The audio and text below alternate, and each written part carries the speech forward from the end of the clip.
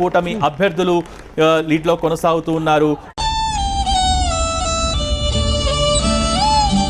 Exit polls ని మించి ఇక్కడ కూటమి ఫలితాలను సాధిస్తున్న పరిస్థితే కనిపిస్తుంది. ఇక్కడ చూసుకుంటే అందరూ కూడా చాలా నిరుత్సాహంగా ఉన్నారు. పిఠాపురంలో పవన్ కళ్యాణ్ 4వ రౌండ్ పూర్తయ్యేసరికి దాదాపుగా 19,144 మెజార్టీలో ఉన్నారు.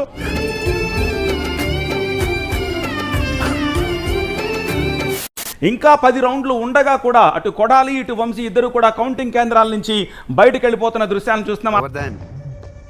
గోవర్ధన్ అంటే నువ్వే కదా, నువ్వే కదా.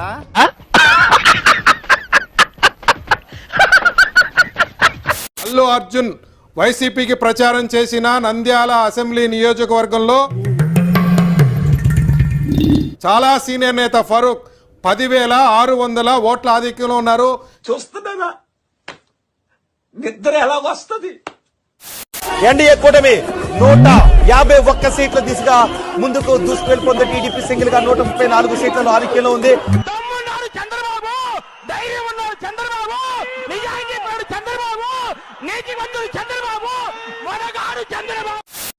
నేను పవన్ కళ్యాణ్ ఛాలెంజ్ చేస్తున్నా, నీకు ఇప్పటికే 55 ఏళ్ళు వచ్చింది గాడిదకి వచ్చినట్టు.